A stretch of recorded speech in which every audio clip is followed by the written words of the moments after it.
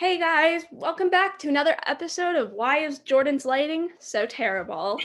Uh, or in other words, the Just Your Average Fangirl podcast. My name is Jordan, And I'm Natalie. and we got a big episode today. We're going to talk about a couple of shows, and then we're going to get into a segment we like to call Favorite Swap, where we each get the other person who's never seen a movie to watch one of our favorite movies. So we did that before in a previous episode with The Ritual and Pan's Labyrinth. So if you want to see what that's kind of like, go check that episode out. But yeah, so Natalie, you mentioned that you've been watching this new show called, no, it's not really new. I don't know when it came out, but Hannibal. So if you want to tell us about that. I think it came out in 2012, but I know the series ended in 2015. But yeah, so I've been watching Hannibal lately, and I gotta say, it's honestly one of my favorite shows I've ever watched so far. I started it like a little less than a week ago, or like maybe a week ago exactly, and I'm already on season 2, and it's just like so good.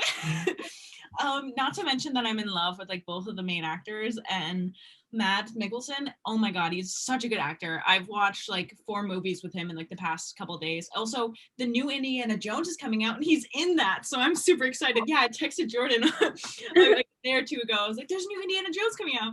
I only knew that because I looked up Mads Mikkelsen and he was like Indiana Jones movie, and I was like, ooh. But yeah, so Hannibal is such a good show. I'm a huge fan of like detectives and mystery slash horror kind of shows, and I think the show is just done super well.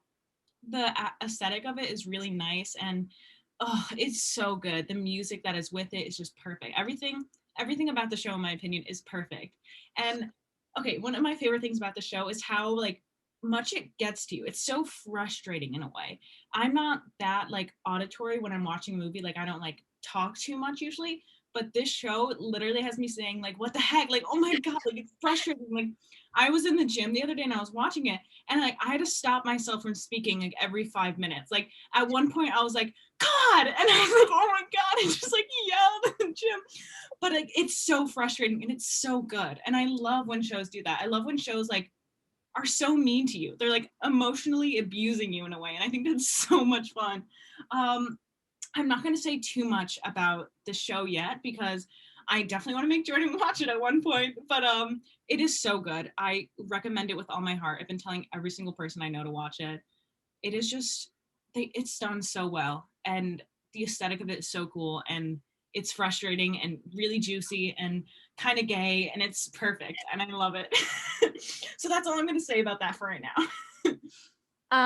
Just to ask a couple questions about Hannibal, what would you say, like even just like looking at the pilot episode or like the first episode of the show, what would you say is the basic premise? So the basic premise is it's about this guy named Will Graham, and he is a teacher. He's not actually officially part of the FBI because he's very unstable and has like not very unstable. He's unstable and has like mental illnesses and stuff like that. But he's really smart, and so there's a lot of these murders going on, and so he is hired to be a criminal profiler or a psychological like profile for the case to figure out who these criminals are. And his specialty is he kind of gets into the mindset and imagines himself as the killer, and that's how he solves these crimes. And he's really good at it. He's like one of the best. And so he's just starting to get hired to solve these crimes, and his like sort of therapist slash colleague slash like friend, weird kind of vibe going on, is like, yo, you shouldn't have him on this case. Like, I don't, you shouldn't have him do this. Like, I don't think it's going to be good for him, all that kind of stuff. So it's like setting up like potential issues, what's going on.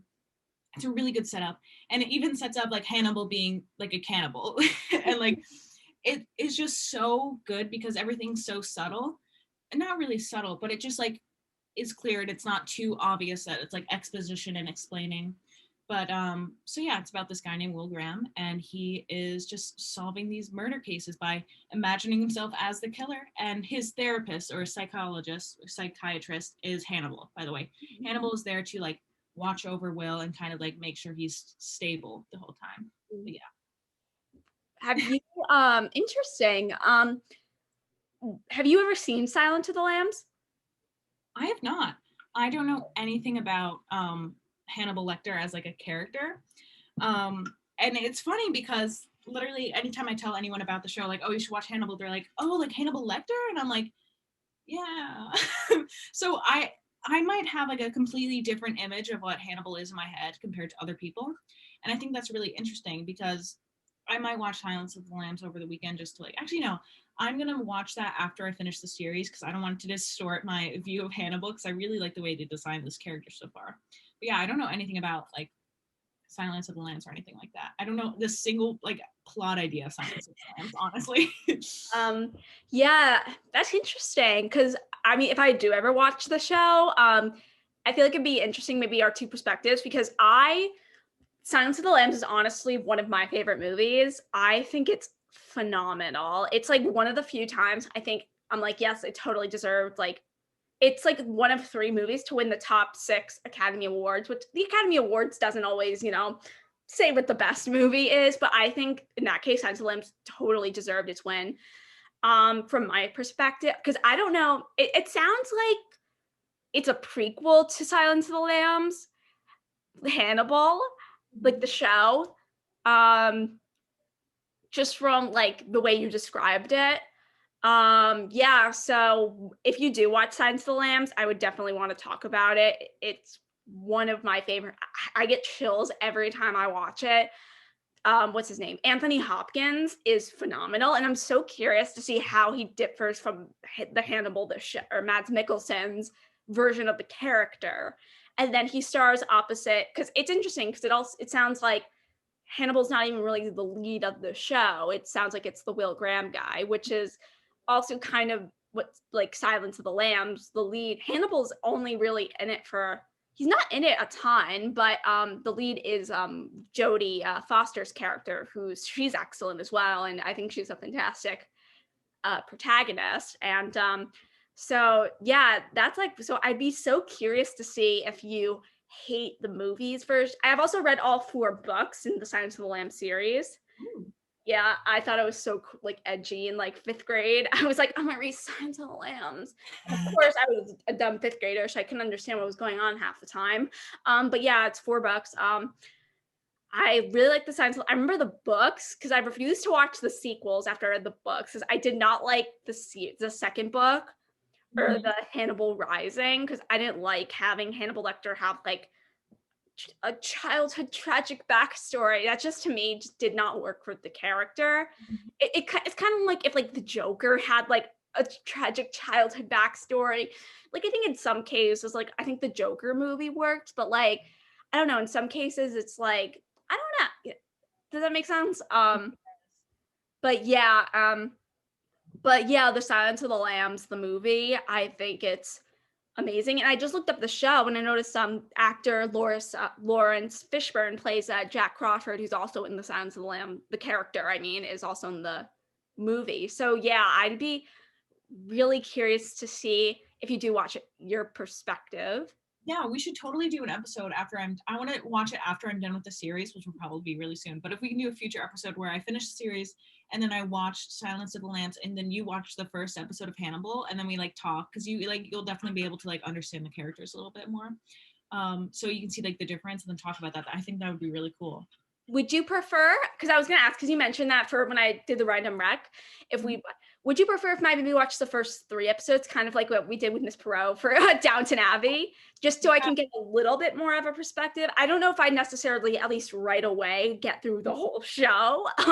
But I think if I get an idea of the show and then compare it from my perspective of someone who initially loves the movie and then watching, because we're going to see a little bit of that too when we talk about The Shining. I have a little interesting dichotomy with that. So yeah, anything else you wanted to mention? That's all I'm going to say right now about the show. But real quick, I'm so in love with Mads Mikkelsen. He is so talented. I watched in the past like 2 days the first James Bond movie where he's like the villain of it. Or not the first. I don't know if it's the first. I think it's the second. It's like the casino one. I want to watch that one. Was it good? Yeah. I've watched Rogue One because he's in that. It stinks because he's only in it for like a little bit for each of those movies. And I'm like, come on, I want a full Mads Mikkelsen movie. But I'm also watching, I think it was nominated for or even won like best foreign film this year, or no, I'm not sure, but it's called Another Round, Oh, a Danish film. I think it did. It's actually on Hulu. I've been curious about that movie. Is it good? I haven't watched all of it so far, but it's really good so far. It's interesting. It's kind of stressful and sad, but Mads Mikkelsen, baby, like he's so talented. He's such a good actor. He is such. I was talking about this in my one acts where we're seniors right now, and one of our projects is to like direct a one act. And I was telling like my actors, I was like, try to like find little subtle things for your actor to or your character to do to make them like more realistic and make them more like a person that does things. Like we each have like our little quirks and stuff like that. And I mentioned this one moment because in the show Hannibal, anytime he goes to like take a sip of his wine, he does like a little sniff of it, and it's like so subtle, but it's just like I don't know why, but it's just like so good. Like he's such a good actor. It makes I'm me, listening. I'm just gonna plug in my computer. of course, it just makes me so mad. Like he's so talented.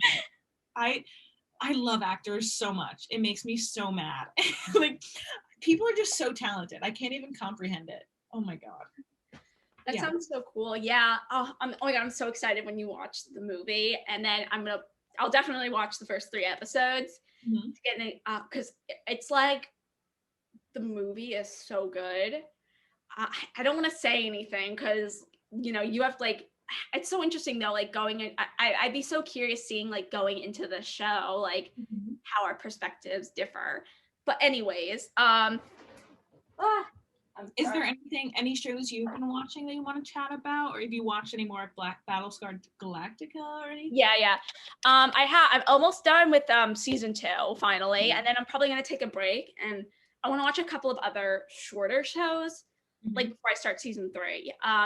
Season 2, there was for me at least, I really liked season 2, and the episode I just watched was probably my favorite of the entire like season. It was so or one of my favorites because I will say for like a little bit after they find it, I'm not going to spoil it, but after they find out something, there was a bit of a slog for me in the show.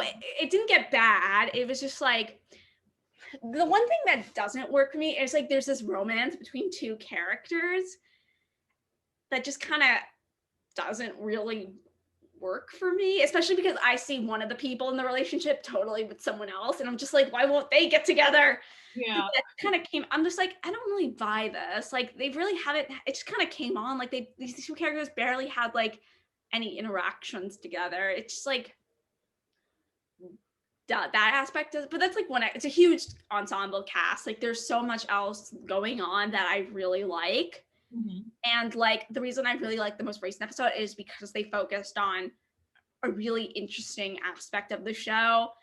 Um, but yeah, it's like really cool. There's a lot of twists in each episode, and then I think the show does really well playing with like what the audience knows versus what the character knows, if that makes sense.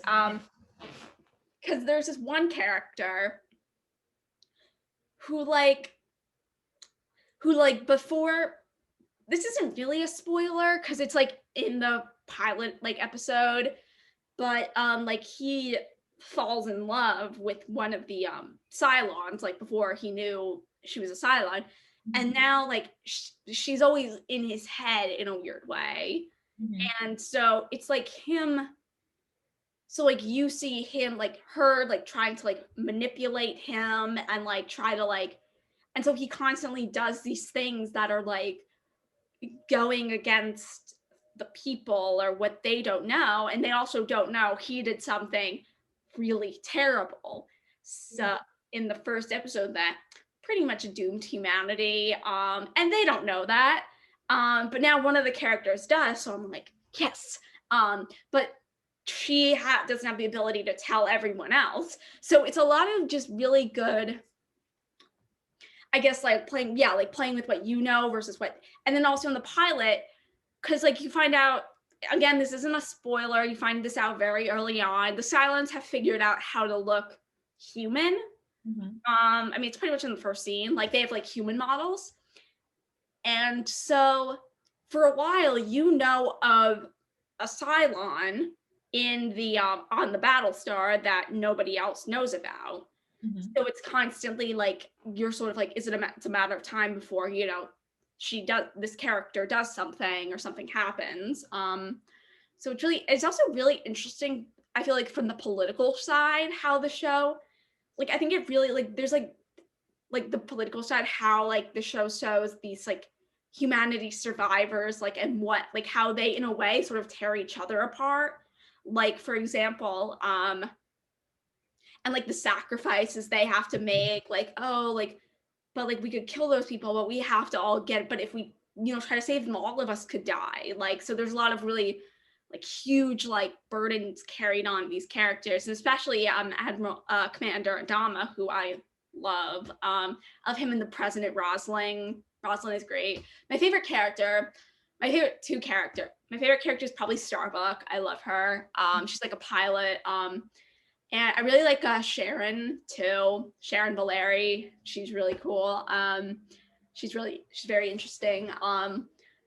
But yeah, and there's like constantly like sort of these political moves also with the president, and also with like within the fleet, like you see how civilians react to the situations they're in. Like a black market eventually develops when like the fleet, the Battlestar is really short on supplies, so they develop this sort of black market to give supplies to civilians. And you see this like there's this prison ship that early on they want to like revolt and not be in prisons, and they figure, and like you see like they're very short on like pilots at one point and engineers, and like, so it's really interesting to see how like, they have to like pull like all the resources they can to try to keep like things operating. So it's a really interesting show in that way.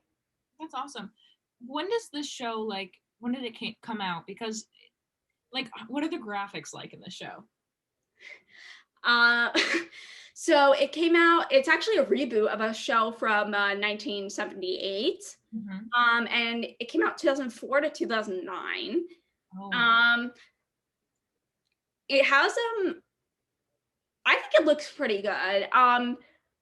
They're like the effects, like with like the Cylons, it actually like you see the Cylons very sparingly, so like it actually looks pretty good, like with that side of it. It's very interesting, like stylistically, like there's a lot of shaky cam and like yeah. handheld, not really shaky, but like handheld, so it's very loose in that way. Yeah. If that gives you an idea.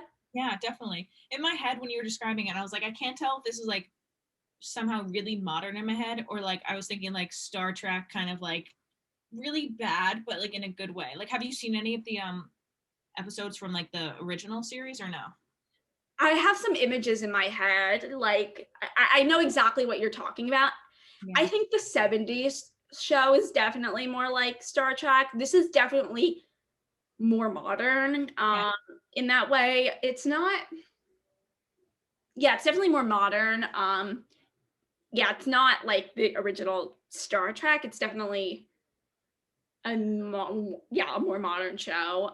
It's if that gives you an idea tonally, I'd say I don't really know what to compare it to.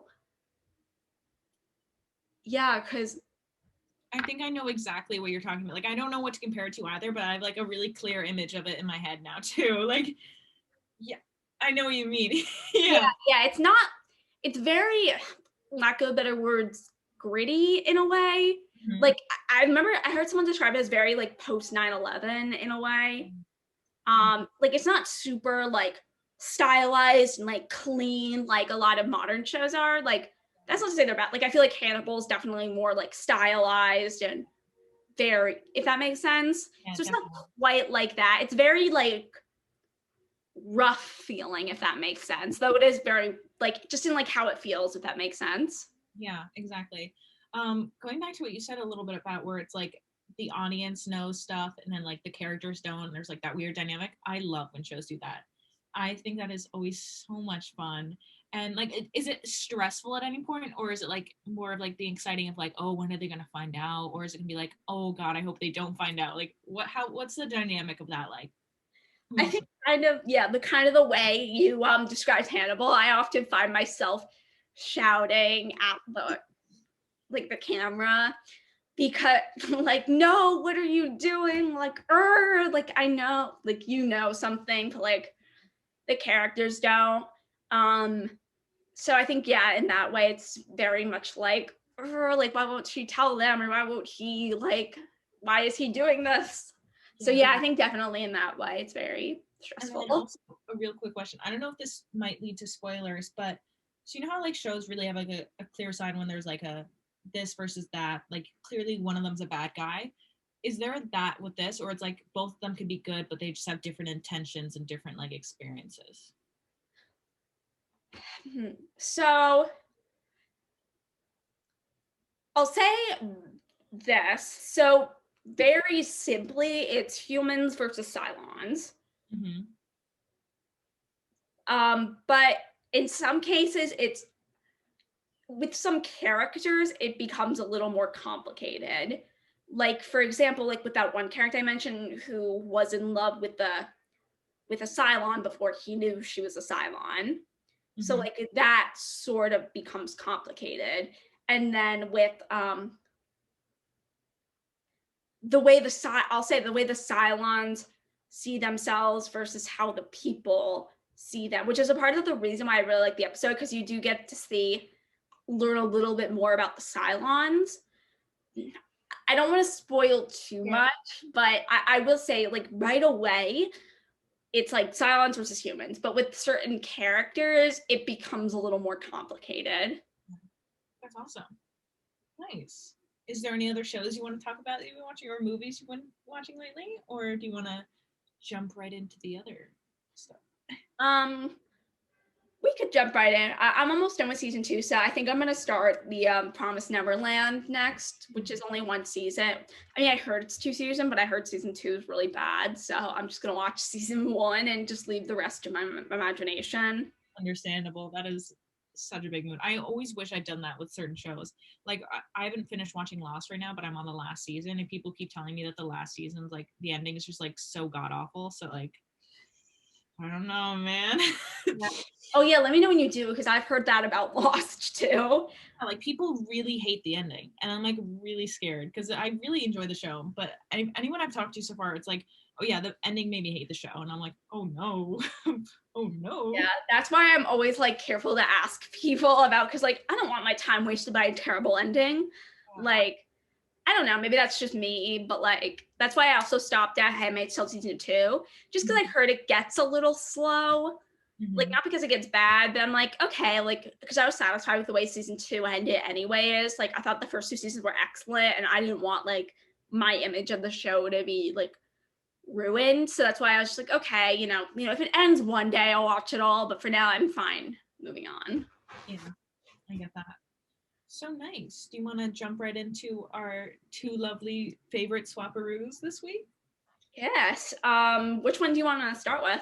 Do you want to start with The Shining and then move on to? So first of all, the movies for this week were The Shining and Scott Pilgrim versus the World. Jordan suggested The Shining, and I suggested Scott Pilgrim's versus the World, and neither of us had seen each other's movies yet. If that makes sense. But yeah, Jordan, do you want to tell us about The Shining and jump right into it a little bit? Yeah, so just some basic info. So The Shining, the 1980 film, was, I should say, directed by Stanley Kubrick. It stars Jack Nicholson, Shelley Duvall, and The Shining. Sorry, I'm just looking up some stats on the movie. Shelley Duvall and Danny Lloyd. It's an adaptation of Stephen King's book of the same name, and famously a movie that he did not like.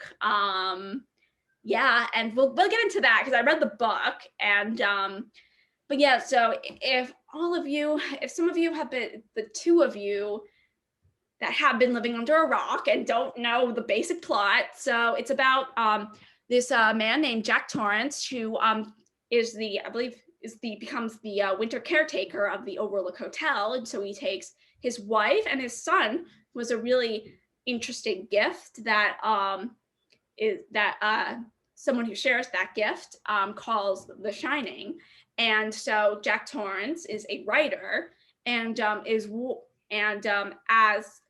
the movie goes along, you know, he slowly succumbs to cabin fever, and his son starts to see more and more horrific images. So this is a spoiler discussion of the film. So if you haven't watched it or you don't care about spoilers, continue. So yeah, this is one of my favorite movies. And so that's just some basic info. Natalie, I'll let you say your thoughts. Nice. Real quick, I honestly did not know anything about this movie. Like the only things I knew were the one scene where it's like, here's Johnny, and then the other scene of like the blood coming from the elevators, and then the finger thing and the kid on the tricycle, and that's it. That's the only images I know and I've heard of the thing. I didn't know anything about it. And when I was watching that, I was like, I can't believe I didn't know anything about this movie, let alone I can't believe I haven't saw this movie yet. I really liked it. I thought it was so good, and I really liked it. Man, first of all, the stylizing of it was just so good, and like the aesthetics of it were so clean cut. It was really good. And at first I didn't like, well, what's the name of like Jack Nicholson? Is that the actor or the character's name? Jack Nicholson's the actor and the character's Jack Torrance. Yeah. So at first I didn't like his acting. Honestly, I was like, something seems like sketchy, like it seems like odd, but then it felt like more of like a style choice, and I understood that. And then at the end of the movie, when he was really playing into that, I was like, oh yes, this is delicious. I am loving this. I thought it was really good. The casting was really great. That kid did a great job doing that like double-sided, like where he's talking as Tony. I thought that was really good because he's really young and he was doing it really well. Was it his voice the whole time? I don't know. I was actually thinking that too. Like when he's doing like the red I was like, I wonder, I was like, did they get that kid to do that? Because he said, that sounds amazing. I know. I think he did. Also, real quick, I know we talked about the music in the background, but I thought the music did such a good job for this. I thought it really added to like the emotional aspect of it. And it had a happy ending, I guess, technically. Yeah, which was good. It was super interesting. I really like this movie. It was really fun to watch.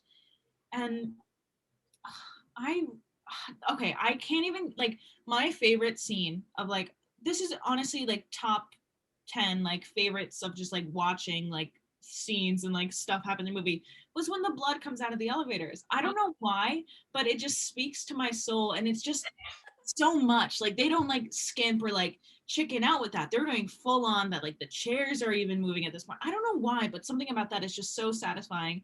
It also reminds me of this one clip in SpongeBob where it's like the cranberry juice is spilling from the bus, and it's like, the elderly people are wearing all white today. Let's open up the windows, and like the blood comes pouring, and it looks like The Shining kind of thing. But I really loved that. The cinematography in this was so cool, and the hotel was really cool. Just everything about this movie was so cool. And okay, real quick, I know we can talk about this like a little bit more into depth, but I didn't understand the switch between Jack's like character from being like normal to like hardcore, because like right before he does switch, he's like, I love my son so much, like I would never hurt him, like he is always like telling like he would never hurt his family, but then all of a sudden he's like, I'm gonna kill them all now. I mean, he does have the temperamental issues in the beginning where he's like, don't talk to me when I'm writing and like all that kind of stuff, but even then, is that where he's like starting to like go into this mental state? Or I was kind of confused with the timeline, because it was like it's said by the days and then like the times, but it seemed like a lot more time has passed than actually. I'm not really sure. We'll get into this more in a bit, I'm sure, but I really liked it. I want to hear what your thoughts are on it, because you knew about this movie for a real long time and it's a favorite of yours, of course. But yeah.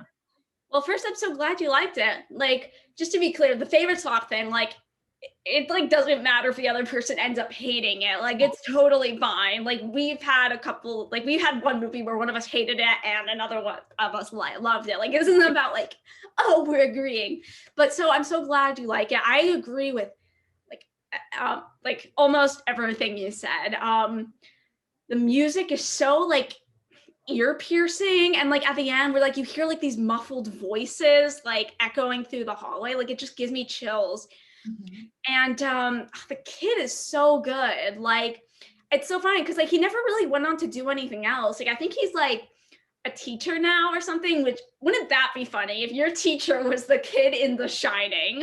Crazy, honestly. And yeah, I the music is so good, and the cinematography, like every frame like a painting indeed, like every shot is just like, and then you have moments of these really harsh like reds or blues, or it's so beautiful. Or like my favorite is the image of the kid of Danny on the floor, and it like pans up and there's this beautiful floor pattern. He's like playing on his trucks. Like it's like a beautiful shot.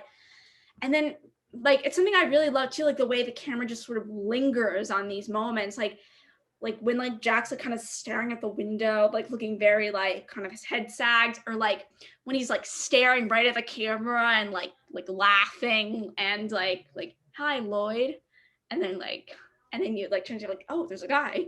And it's like really uncomfortable too. Like we can talk so many scenes, but like when the woman comes out of the bathtub and it's just one long shot and it's so disturbing.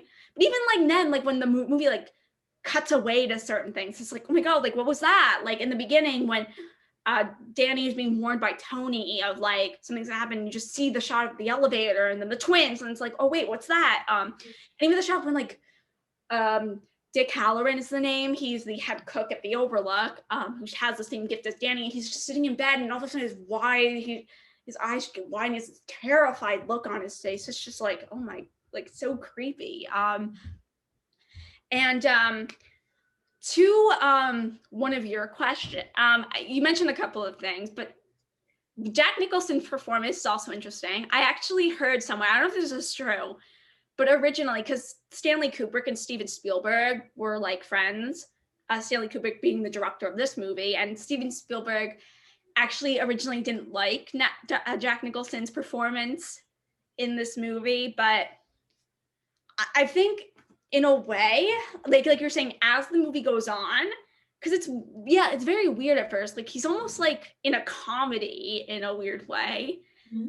Like he's almost in a different movie, and like, but then like by the end, it's like, oh, like he really leans into it, and you're like, oh shit. I think, I don't know, I noticed watching, I think it's the eyebrows, but Jack Nicholson is a very scary looking guy. I feel like the same way, like, I'm not saying he's ugly or anything. He's just a very like when his eyebrows, like, oh, like he's just a crazy, same with Willem Dafoe. I feel like those two are just kind of like, they were like born to play like villains or like cartoonishly like evil characters. I don't know, but I think the performance works. And he's like all like, oh, like chipper, especially at the beginning. And he's like being sarcastic, like, oh, it's okay, he saw it on the television. I don't know, I love Jack Nicholson, so like I think it works. And I think you were also saying like with the switch, I saw this really, I'm just like going off, but like there was like a it's interesting because when you read the book, I saw this one really interesting interpretation of the movie that I think is why it differs so much from the book. Because in the book, it's like he described it, I forget where I saw this, but he described it as like the book, it's like about a man like going insane and like because of this hotel. And it's like, I don't want to spoil it too much in case you're ever interested or anyone's ever interested in the book, but it's like more of a tragedy in a way. Mm-hmm. Whereas this, they described it as like the hotel like stripping everything away to reveal what Jack Torrance really is.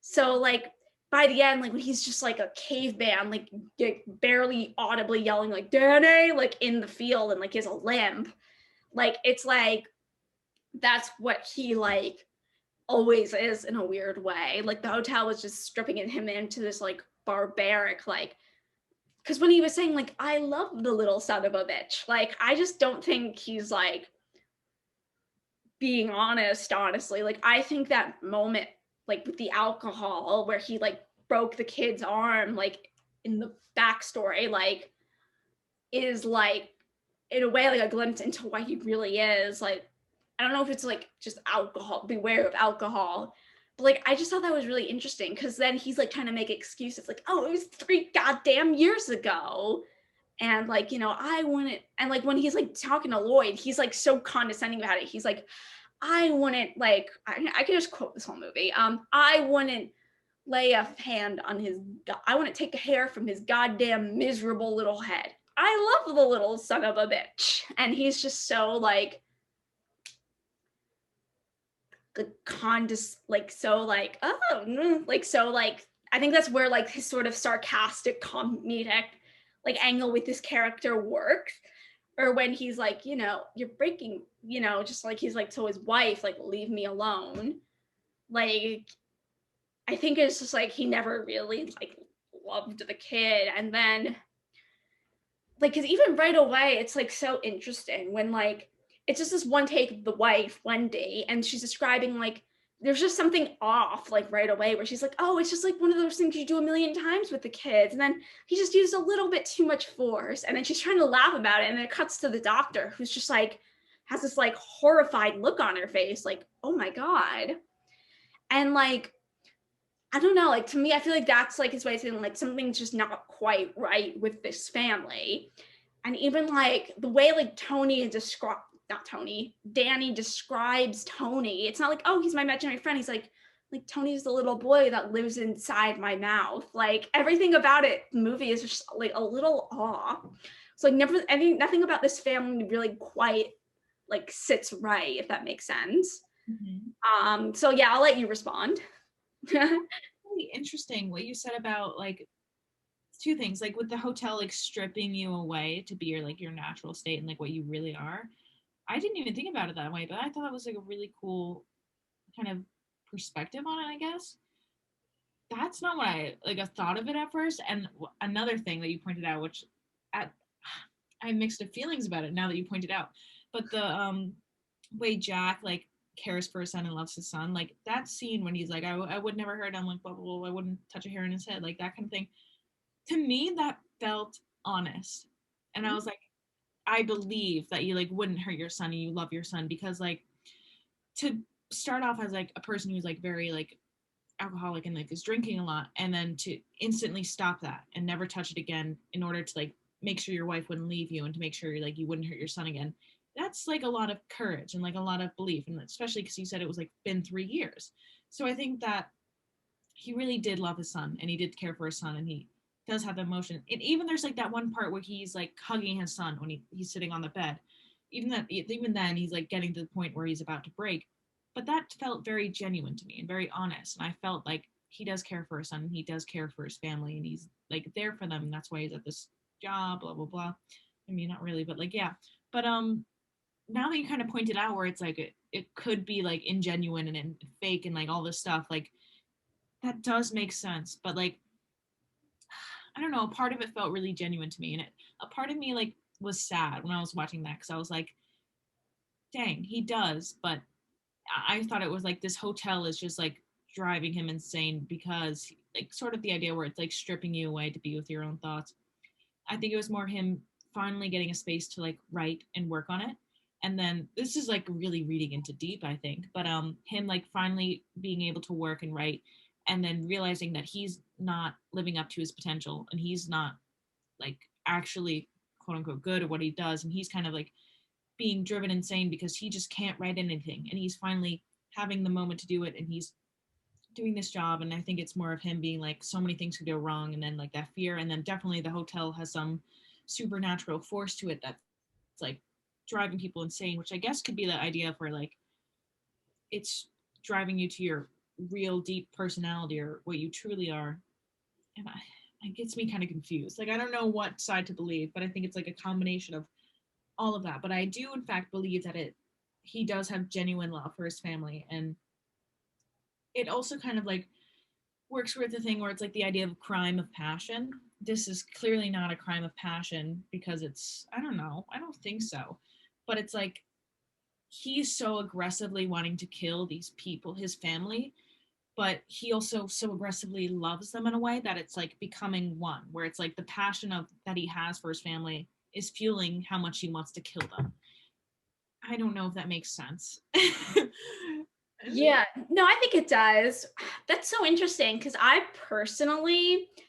never read, I never read, I don't see honesty and what are you saying, even that conversation with Danny in the room, it just felt like him trying to manipulate Danny and trying to get him to like not listen to like his mother.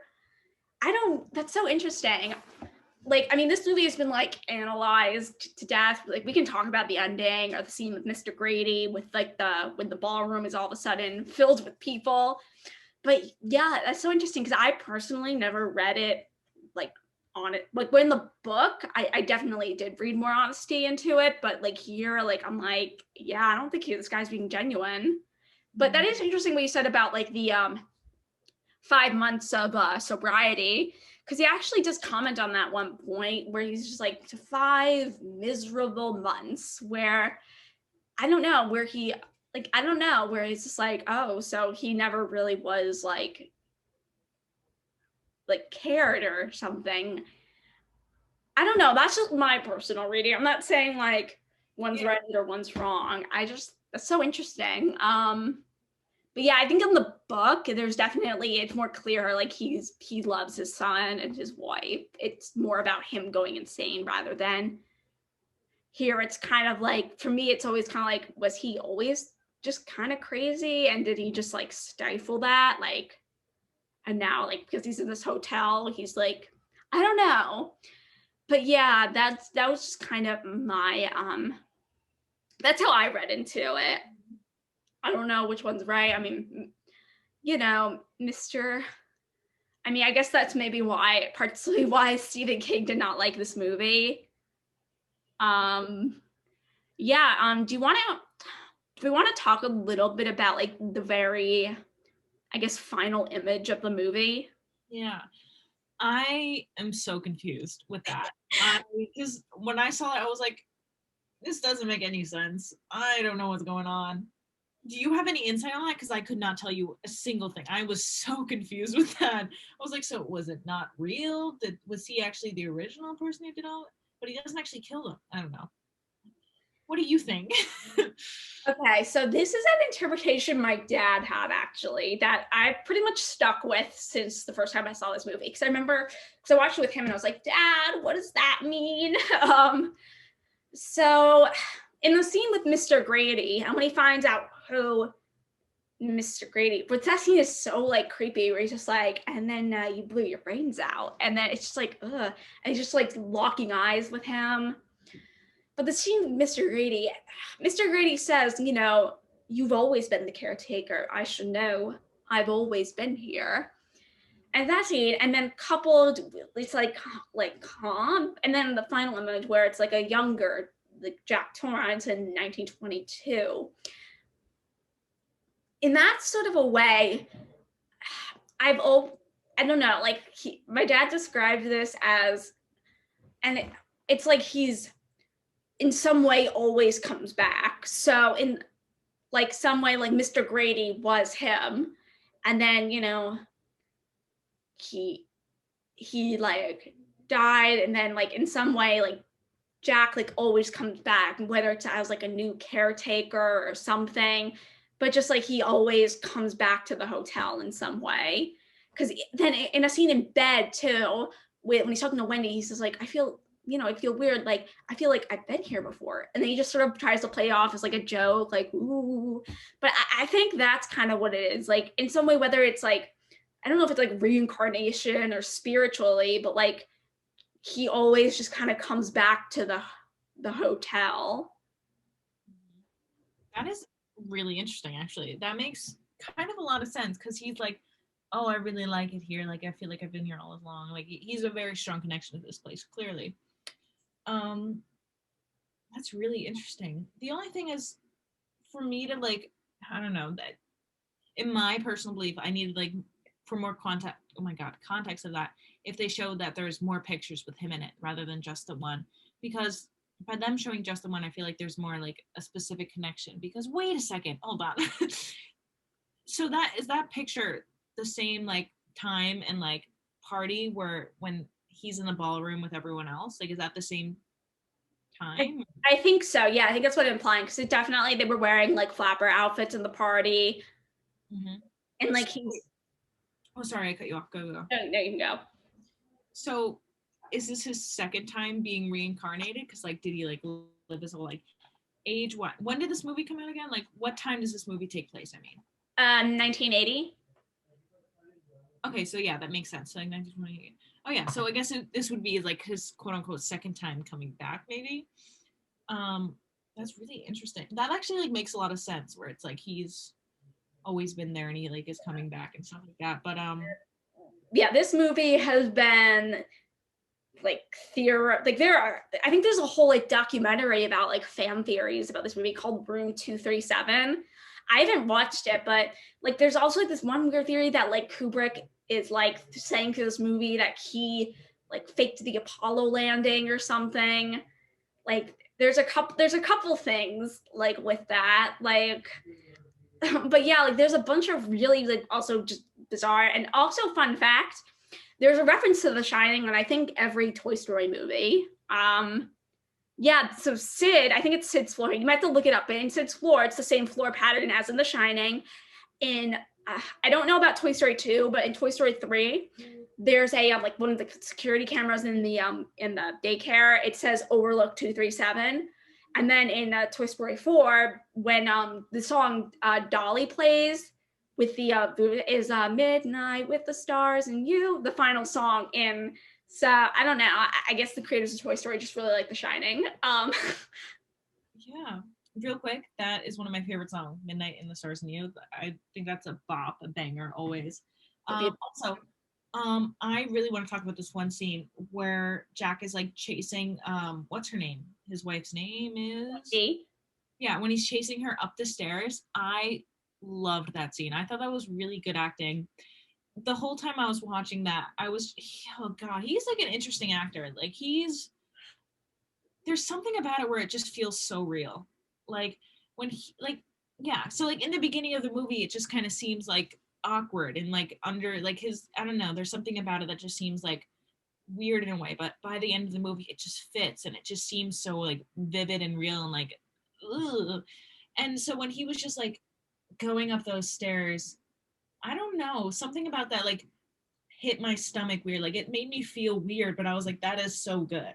Like I don't even know what to describe it, but like I don't know if it was like his eye contact or like his facial expressions or his like emotion, because he was just saying the same thing like over and over, but it was just like so powerful. And also she was such a good actor. She like was crying for a lot of the movie, and that's so hard to do, but like it just felt really real. And like yeah, I think that was a really good, cool scene. That was my second favorite scene, I think. Honestly, the first one is just the blood coming out of the elevator. I don't know why I just love that so much. Yeah, I just love anything Jack Nicholson does. I think he played the Joker in the 1989 Batman movie, but he's just I don't know, to me, he's just fantastic in this movie. I feel like all the actors are. I think Shelley Duvall, she's fantastic. Like she's just like hysterical like throughout like the entire end. I think it works. Yeah. In a way, like with what that they're going for. Like I know there are definitely some complaints, like the fact that she is very whimpery, but I think that like I would be that way too. And I think I don't know, like I think because like Shelley Duvall is such like she has like very big eyes and like she's a very thin woman. So I think then that strength comes in and she like, has the decision to lock him up and like the closet. You're like really rooting for her, like, oh hey, yeah, woman, like you got this. And like when she like in the door chopping scene when she like cuts his hand to prevent him from like and like also like there's so many like smart decisions in this movie. Like when Danny, who's like apparently smarter than half of the horror movie characters today, like retraces his footprints back in the snow to trick the father, I was like, oh my god, yes. Yeah. Like honestly, when I was watching that, I was like, he's just following he's just following the footprints. Come on, Danny, you gotta retrace them and like hide again. And he did it. I was like, oh my god, yes. Yeah, like everyone in this movie made smart decisions. And I love when horror movies do that. I love when it's like real people thinking. I think that's always really fun. And it's just like stressful and stress relieving at the same time, because like in these scenarios like that could actually happen and like you're actually making the right decision, so you are able to see like how it would play out. I think that's really interesting. Real quick. Yeah, no, yeah, that entire scene where he's like tracing up the stairs is so intense. Like it's also like the camera, like the way it's moving, like with both of them, and like she's like freaking out, like and then like it cuts to like scenes of like Danny like seizing almost, I don't know, and and he's just like he's such a good actor. He's so creepy, and it was like, I'm not gonna hurt you, Wendy, darling, light of my life. I'm not gonna hurt you. You didn't let me finish. I'm just gonna bash your brains in. No. And he just it's such an intense scene. And like you're like, oh, she's just gonna leave him there, do the dumb thing, but no, she like locks him into the closet and like, but then like he's like one step ahead of her and he like destroys the snow pal. Like if it wasn't for Dick Halloran coming up, like they wouldn't have been able to get out of there. I know. I was thinking about that. It stinks that he died. I really liked his character. He was only in it for a really little bit, and I thought his character was really cool, especially in the beginning when you're like, you get to find out about The Shining and all of that stuff. Also, real quick, I did not even like in the head the movie The Shining, like the title, like connected to nothing, and like I would not expect it to connect to like a supernatural power of like seeing things and telepathy, whatever. Yeah. I thought it would be like the hotel name or something like that. I just did not even realize that. So when that was said, I was like, oh my God, I feel like my whole life has been a lie. But going back to his character, I really liked his character, and it made me really sad that he was killed off. He just wasn't in it that much. I thought he was so cool. I really liked him. Yeah. Like he like went out of his way to protect Danny. Like he traveled across. Like he, yeah. And also the actor's name is Scatman Crouchers. Which, can we talk about what a cool name that is? Oh my God. I think what's really interesting about the movie that you touched on a little bit, but like how vague a lot of the things are. Not just the ending, but like even what The Shining is very vague. Like the Dick Halloran describes it as like, oh, me and my grandma used to have an entire conversation without opening our mouths. We call it shining. Like even like what The Shining is very vague, which is very interesting. Like a lot about this movie is very vague, which I just wanted to point out. So yeah, do you have anything else you want to add? No, not really, other than that I really liked this movie and I thought the aesthetics were so good and I understand the hype of it now. But yeah. Yeah, it's like, well, it's one of my favorites. It's one of those movies though where I get like if people like find it like boring or whatever, like, but I love it. I think like it's a beautiful movie. It's like every second I'm just like, oh my God. So yeah, I guess, in keeping with the theme, which is tonal opposites, I guess we can move on to Scott Pilgrim versus the World. Natalie, if you want to give a bit of info about the movie. So Scott Pilgrim versus the World came out in 2010. Real quick, it came out on August 13th, which is also Sebastian Stan's birthday. Anyways, the director was Edgar Wright. And it's adapted from a graphic novel, Scott Pilgrim versus the World, which I actually have, but I have not read it yet, which makes me really upset because I've been wanting to read it for so long and I've had it for years. And I was looking through it the other day, and I'll touch a little bit more onto this when we actually talk about the movie because I love the style of this movie and all of it. It's such a good movie. I forget how much I love this movie. I haven't seen it in so long, but so it's about this character named Scott Pilgrim who's in a band called Sex Bomb. Yeah. And so he has this dream one night about this girl, Ramona Flowers, and somehow he ends up finding her and he falls in love with her instantly. And he actually goes on a date with her and she gives him his number and stuff happens. And then all of a sudden, these people start attacking him. And he finds out that they're a part of her 7 evil exes. And in order to date Ramona, Scott must defeat all of these 7 evil exes, which, as you can tell, or not as you can tell, which progresses throughout the movie. And also because he's in this band, he's going through all these rock band concerts and Battle of the Bands where he comes into contact with some of these exes and so on. Should I tell more about the ending of the movie or should I leave it there nice and vague? Well, spoilers from here on out. So if you want to get a little bit more into how the movie ends, or so a spoiler real quick. Scott does in fact defeat all of her evil exes and they do end up together, but I'm so bad at describing things, but there's like this complicated ending thing Oh, it's such a good movie. I'm just getting so distracted by thinking of all these scenes. But so basically the ending is Scott actually defeats himself in a way. Actually not defeats himself. He comes to accept himself, and he kind of fixes his past and fixes his issues and kind of makes ends meet and apologizes to everyone and kind of gets his life like back together and fixes all the wrongs he's done. Um God, I'm terrible at this. Is that a good summary? Or should I Yeah, you don't have to give a full like beginning to end. It's just the basic. Yeah, yeah, so that's the basic one. I know sometimes when I like go into detail, I go into like far too much detail. I'm the worst storyteller. I'm learning. Don't worry. Oh, it's so. No, I feel so bad because I remember when I first asked you to describe the ritual, you thought I meant like just the whole movie from beginning to end. Where I was just like, no, Natalie, it's okay. Like every scene, I'm like, no, Natalie, it's okay. Just a basic description is fine. But the thing is with me, like when you describe like the whole movie, like I will forget plots. Like in my head, I'm like, I need to go through each thing.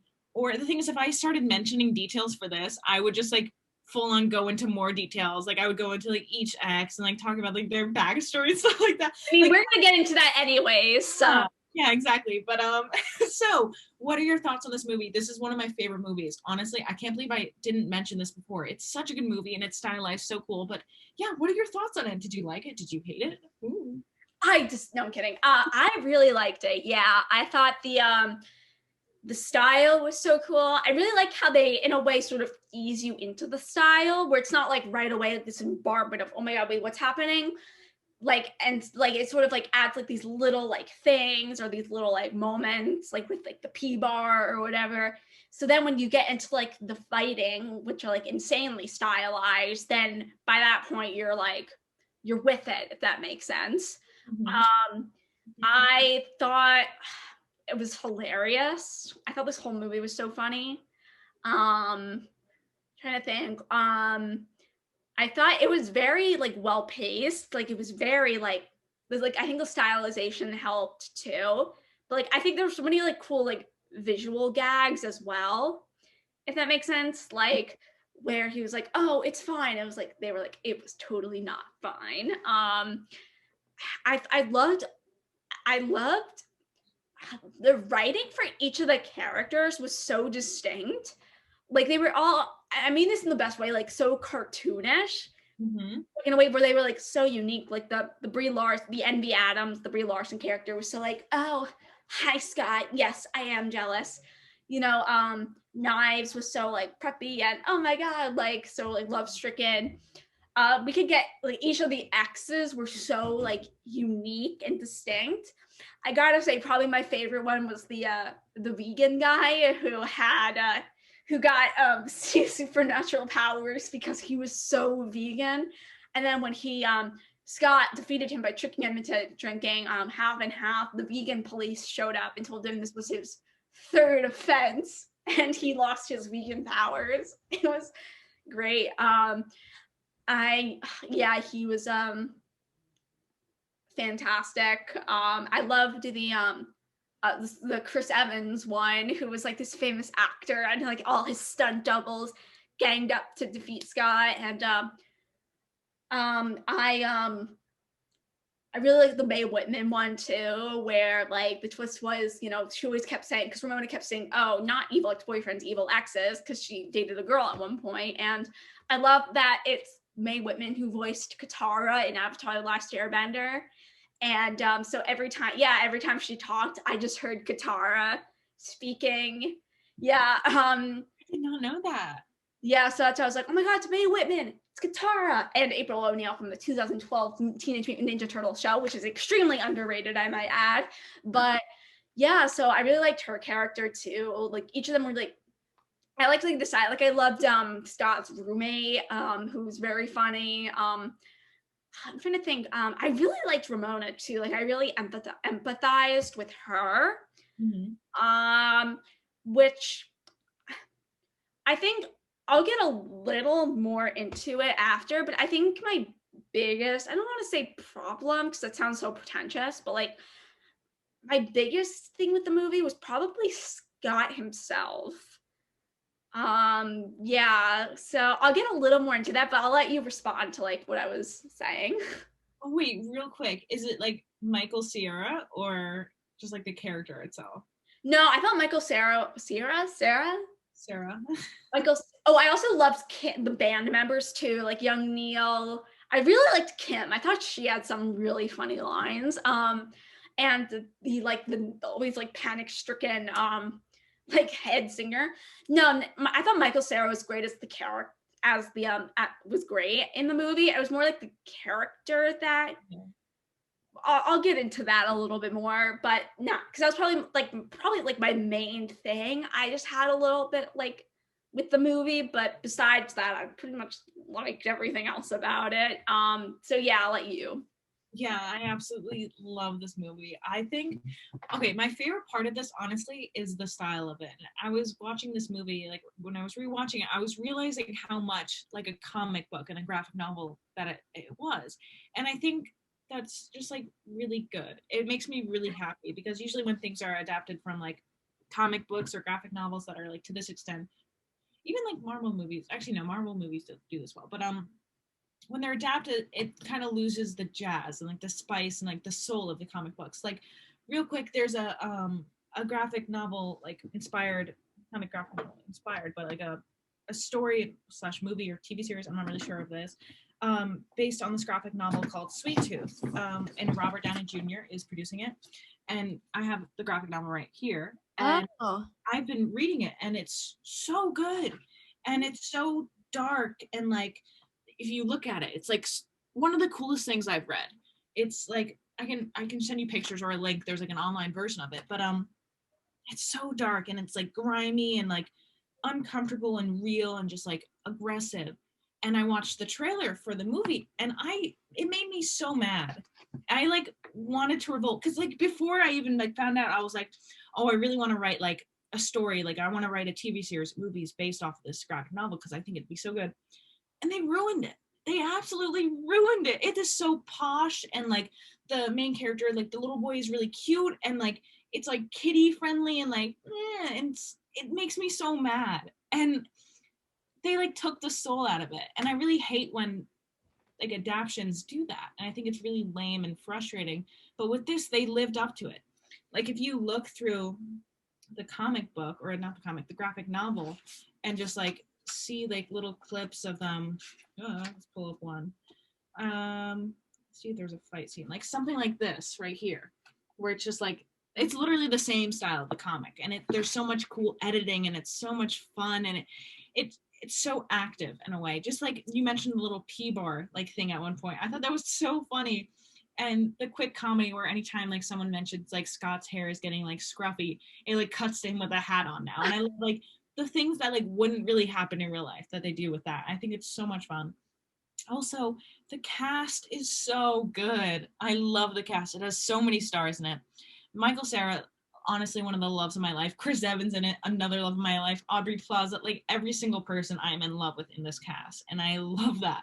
It is just such a fun, good cast. Even Bill Hader is in this. And it's just so good. And I love the characters and the storyline.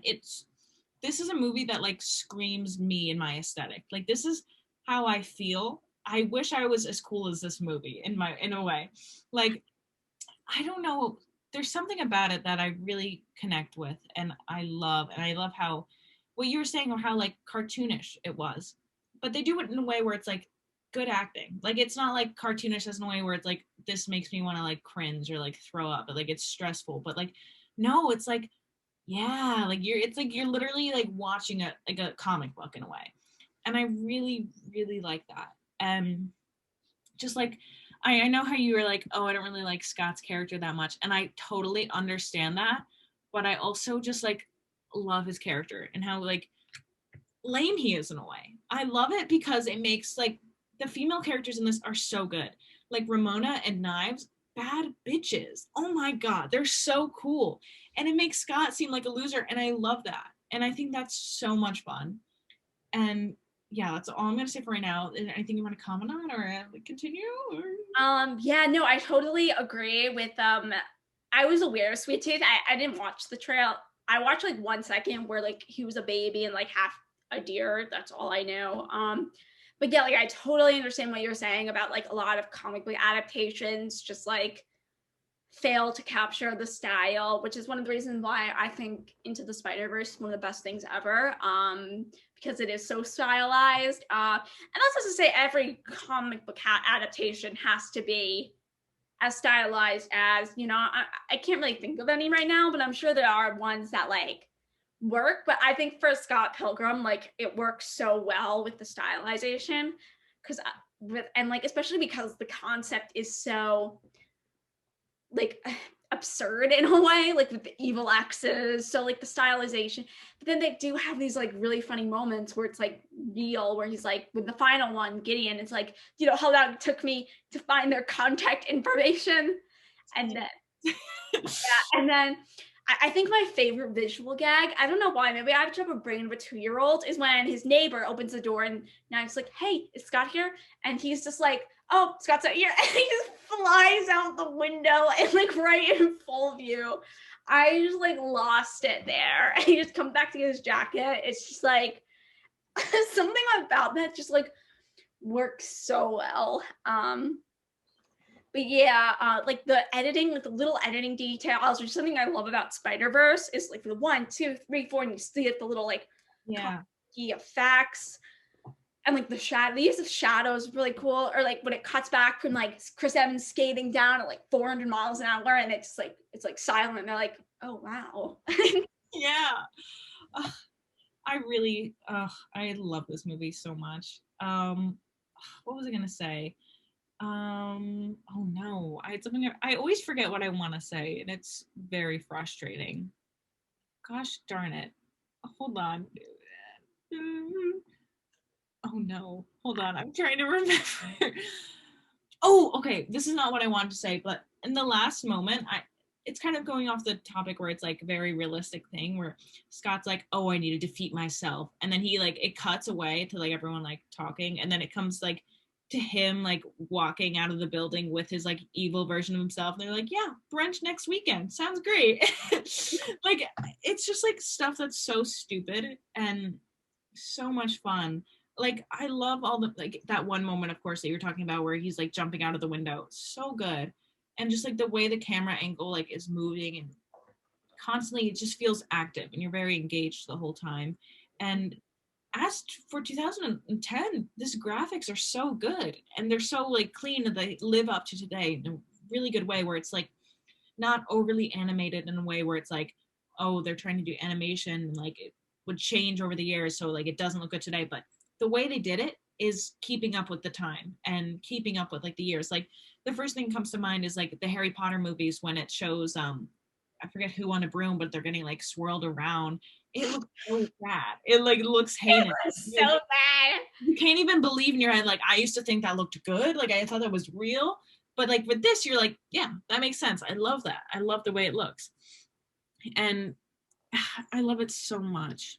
I really also love the music in it. I am a fan of the grunge and just like the power of it. And I love all the characters in it.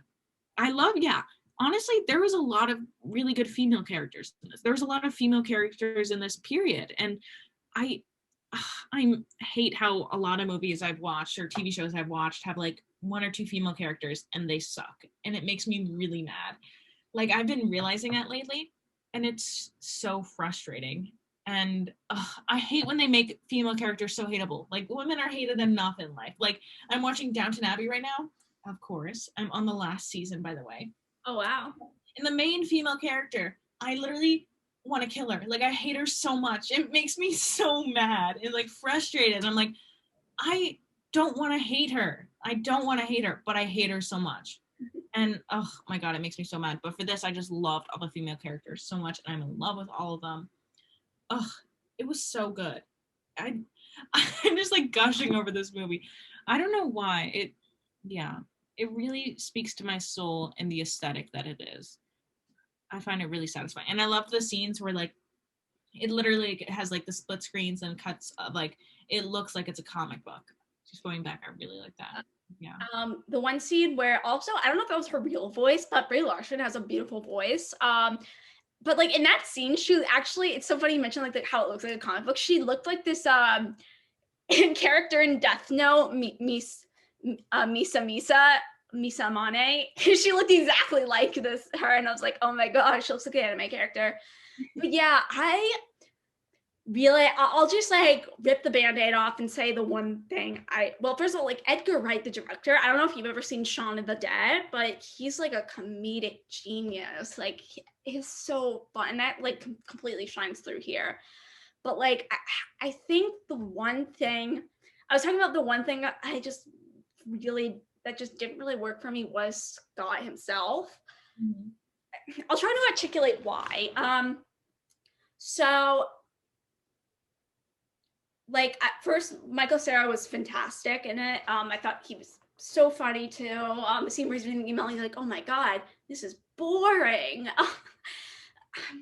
But so okay, and I think that why it kind of like frustrates me, because the female characters are quite good, is because the movie is about these 7 evil exes, right? And like one of them is like Ramona's several evil exes, and how she used to be kind of a jerk in the past and would always just kind of dump people. And then, her final one is like controlling her in a way, the final one, Gideon. And so like, in a weird way, I was thinking, I don't know, you might not agree with me at all, but I was like, I feel like, and I know it's based on a comic book, which also might, but I'm like, I feel like this movie should have been about Ramona in a way. Like, I feel like she should have been the main character. I don't know. Like, even at the very end where she's like making the choice, like, I just want to like walk away, and like he respects it, and then Nida's just like, go after her. And he does, but it's like, but Ramona, it was her decision to walk away. And like, I don't know, but it's like fine now because Scott wants to go after her. I don't know. And like, I feel like if this was a movie about her like facing off against her evil exes and coming to term with herself, because I don't know, like for me, like when it's like, Scott earns the power of like self-respect, or what was that it? Mm-hmm. I don't know. I was just like, I don't know. I just never really felt that as something like the movie was leading up towards. Because like it always felt like the exes were Ramona's battle in a way. Like it self-respect, like a little bit, like with envy, but like it just never really, I just didn't understand. And like with the band, like it just never really seemed like something he cared about. I don't know. Because like even at the end, like just because he doesn't like that Gideon got with Ramona, like even though Gideon was kind of a jerk, like he could have like been like, okay, like the band wants to do this, but mm-hmm. Instead he's like, no, I don't like Gideon and like being with Ramona, so I'm gonna like leave my friends to do this on their own. Like even if he was like didn't like Gideon, like he still could have done this for his bandmates. I don't know. And like the whole ending where it's like Knives is fighting over Scott, and he's just kind of like, he never really like, he's just like, oh, I cheated on you. And then like, I mean, it's great that Knives was just easily like forgiving him, but he never really even like said, he's just like, are we cool? I'm like, how about like, he never really gets like reprimanded for it. I'm not saying like I'm fine with having like a flawed like character. Like I don't care that, I do care, but like Scott, cheats on her. Like that's something he like learns to like, like overcome. But like it just like with like the, I just wish, I guess like, I don't know. Is any of what I'm saying making sense? No, it makes complete sense. I haven't thought about that before. That actually like, that would be a really cool movie to see like Ramona's perspective. And it brings up the idea, which I kind of had like an underlying thing of this for a little bit, but Scott is not good enough for these ladies. He's like big time loser, honestly. Like Michael Cera is though. Yeah, I love Michael Cera. I would marry him in an instant. Ugh, love him. He's so good. But yeah, he's like a big time loser, and he's not good enough, and he doesn't really try for anything. And The only thing is like for the last moment where Ramona walks away, I think a little bit it was her being like, oh, like I keep like messing up and like I keep like just making people hate me. So I think it was her being like, I'm gonna let you go. Like I'm not gonna have to like make you be with me now. Like you seem to like not want to be with me. You're kind of flirting with like Knives a little bit. Like I'm gonna leave now. But he like realized he like wants to go to her, and so I think that kind of made sense where he does go to her because that seemed suiting for me. And I would be sad if they didn't end up together in the movie because he was like fighting for her and he really cares for her, and that's kind of the good thing. Scott is really caring and he's very like loving in a way. He's like a little puppy dog like that, which is kind of annoying, but like not kind of annoying. It's just kind of like he's still a lame character, and like that's one of his only redeeming qualities that he like really likes these girls, which is interesting. Yeah, but so yeah, I like that, and I'm bringing up another moment where he's with Brie Larson's character, who's also named Natalie, by the way. Anyways, when at one point when he calls her Natalie, she like is like, oh my god, no one called me that in a really long time, and it makes me realize how like this is turning into like a feminine kind of like power, like we're like women, yeah, but like these women are like aren't getting treated that well, and they're like honestly like the bare minimum like makes them being like, oh my god, like by him just calling her Natalie and being like nice to her for a moment, you can see her like be like, oh, like why did I let you go, which like, oh my god, that makes me realize like Scott's like, yeah, an ass person. Like he's really lame, but he's nice. And that's like literally the bare minimum. And these girls, Our like nice guy who? No, I'm kidding. like these girls are like falling for him so quickly because he's just like nice to them. And that's really interesting because like they deserve so much more. They're so cool and they're awesome. They're so powerful, but they're literally just settling for like Scott. And that's really interesting and frustrating. I thought of another thing I wanted to say about the women, which I also did not particularly like.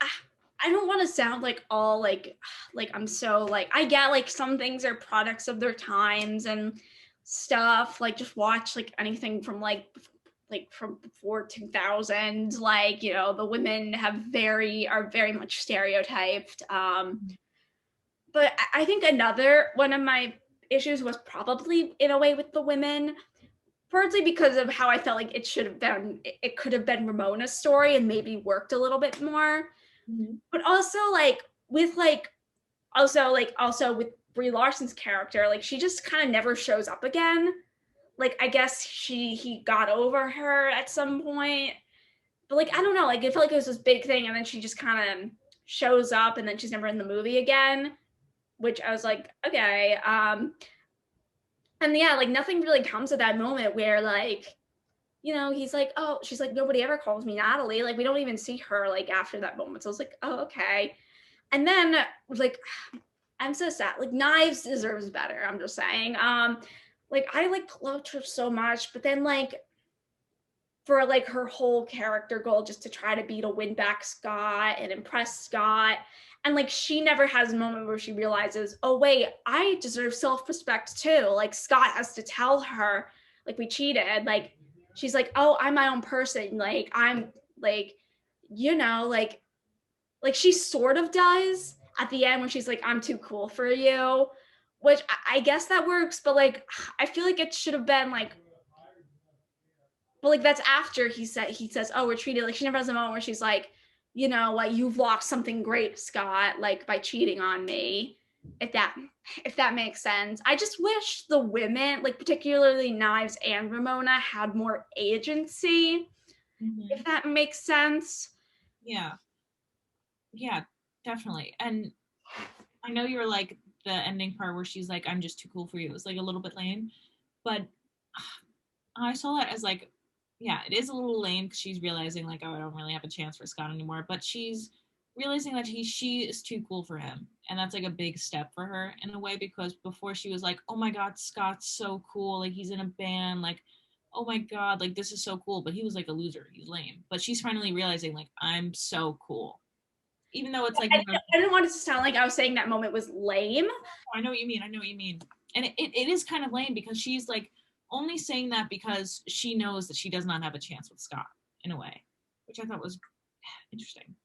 Yeah, there's like a lot of problematic things with this movie, and it's definitely because of its time, but even because of its time, it's still really like progressive. Like movies today even aren't as good as this. Like a Yeah, lot. no, I thought it was excellent. I just, those are just some of the things that like kept it for me from being like, I mean, especially like I feel like it's like comedy, especially like ages more than like even like a classic comedy like Airplane has some like moments where it's like, oh, but like I still really enjoyed this movie. Those were just some of the things that I noticed, but it doesn't really diminish all the stuff like I loved. Like I thought the actresses were great. I thought like the characters, excuse me, were so funny. Like it was so stylized and cool. And like even though I wish there was, and it's because like I love these characters so much that I wish there was like more of them being badasses, if that makes sense. Yeah, I totally agree. Now that you say like, oh, I wish it was Ramona's story, like I just want in my life a full Ramona story and like all the female characters. Like I would watch the heck out of that. That would be so much fun. Ugh, that makes me mad. Honestly, I wish there was more female stories and movies and TV shows that like were like this, but like for females. Like everything's always centered around these male characters. It makes me really mad because Yeah. like all the TV shows I've been watching, it might just be like my own problems of like the shows I'm picking, but they're all male based and they all have like such lame female characters, and it's really frustrating for me, and it makes me really mad because I'm like, I want to play this character, and then I'm like, there are no female characters like this I can play. So yeah. Even, oh my god, real quick, this is like off topic big time, but like the whole Black Widow thing where like she's finally getting a movie. I watched this one SNL skit that was like Black Widow's movie. It was like years ago, but it was like, you know the one I'm talking about, right? Well, Yeah, and it's just like that made me realize I'm like, damn, why do they hate these female characters so much? Like all they do is sexualize them and like put them in the movie for 5 seconds. Also, real quick, even I'm just reading in all to like these female things right now, but in Endgame, this made me so mad. This made me so mad. But I think they're at Tony's house where it's like Tony, Steve, Natasha, and I think Scott is also there. And it's like a talking back and forth between all of them. And they're like cutting between these characters, even when these characters aren't speaking. And they only cut to the male characters. Natasha is seen once in that, but she's there the whole time. And that made me so mad. Like I was watching that and I was like, there's no way. There's no way they're just not including her in these scenes. Like the back and forth. Like I'd be okay with it more if it was like they're cutting back and forth only when the people are talking. But the fact that they were cutting back and forth and showing people like who weren't speaking at the moment and just their facial expressions, like, but they didn't include Natasha, like, why? Like they just completely cut her from the scene, even though she was there in the moment and she was speaking. Like, that made me so mad. That is like in the back of my head constantly. It makes me so mad. Ugh. Yeah, that's off topic, but I think that's something I mean, I haven't watched a ton of anime, but like it's like when I like look for something that I want to watch, I feel like there are very few that have like female protagonists, especially ones that are like action based. I feel like it's like almost always like a male protagonist. I could be wrong. Like I'm not super, I haven't seen a ton of anime, but I feel like that's something like Yeah. even when I'm just searching, I notice. Yeah, I totally agree with that. And but the only bright side about that is most of the male characters that are the leads are voiced by female actors. So yeah, like Hunter x Hunter, I believe the two main characters are female actors, and I think in Naruto, however it's pronounced, the main character is also voiced by a female actor. So that's good. These people are getting jobs, but they're not being represented. No, it's like fine. Like I still like that's not to diminish the fact that a lot of the male characters are excellent and a lot of and like the quality of the writing. Like I thought Death Note was a great show, but it had pretty terrible female characters. That's why I'm excited to see Promise Neverland because it has like that's why I really no not that's not why, but I really like Violet Evergarden, which had a female protagonist. Promise Neverland, I think one of the main I think there are like three, but one of the main protagonists is a woman, or is a little girl, I should say. So yeah, it's not to diminish like the ones that are have male protagonists. It's just to say, it's like, we want to see some estrogen kick some butt as well. Exactly. I could not agree more. No, no. I wasn't gonna say anything. You go. I wasn't gonna say anything either, but I'll say something now. But yeah, I really, really enjoyed this movie. I haven't seen it in a really long time, so I was really happy to get to rewatch it. I forgot how much I love it, and I was thinking about this the other day. Is anytime someone asks me my favorite movie, I like sometimes when I'm thinking of this movie, I never say it because it's so stereotyped as like any film major like loves Scott Pilgrim versus the World and they like gatekeep it and all that stuff, and it's so annoying. Like I always like fail to say the movies I actually like in fear of being embarrassed or like made fun of or like thought of in a weird way. Like honestly, my favorite movies of all time are Scott Pilgrim versus the World, Crazy Stupid Love, The Ritual, and honestly, the SpongeBob SquarePants movie, like the first one, like hands down. I never. Oh, and of course, The Princess and the Frog, hands down. Like all those movies, like speak to my soul. But anytime someone asks me, I would be like The Ritual, like some other fancy seeming movie. Like that's so annoying. Why do I do that? Ugh. No, yeah, I get that. Yeah, I think Scott Pilgrim is also an interesting case study because it didn't do well like upon like it's like I don't think like it was a box office bomb when it initially came out. So I think it's sort of become like, I don't want to say like an underground thing, but like have you seen like Scott Pilgrim like in that kind of a way where like people want to do it, especially like filmmakers want to like do it justice now because it didn't do well. That could be a reason. I don't know. I know The Shining was like that too, where it got very negative reviews upon its debut. So like afterwards, everyone's like, "Whoa!" But it was like they didn't see like how good it was. Like, why didn't people like support like awesome movies? If that makes sense. I did not know it was a box office bomb. Like I'm looking at the Wikipedia right now, and the budget was between 60 and 85 million, and the box office wasn't even 50 million. Yeah. Crazy. I did not know that. That's interesting because it got a really good Rotten Tomatoes review. Yeah, it just like was one of those movies where I guess like at the time people like but it was like after where like people were like, oh, have you seen like film majors were like, or like film like people were like, I don't know. Yeah. That's just what like afterwards people were kind of like, hey, this movie is like really good and stuff. Like, people just don't like to see good movie. Like if that in that kind of, I don't want to say in that pretentious way, but like in that kind of a way. Yeah. Also, this is really off topic too, but just thinking about like how Scott Pilgrim, like, have you ever seen a movie that has like 100% ratings on Rotten Tomatoes? I think like some like I think movies like a Snow White or something does. I don't know, like some older movies like that. Yeah, because I was looking it up. I was looking at Mads Mikkelsen the other day, and one of his movies got 100%. Oh wow!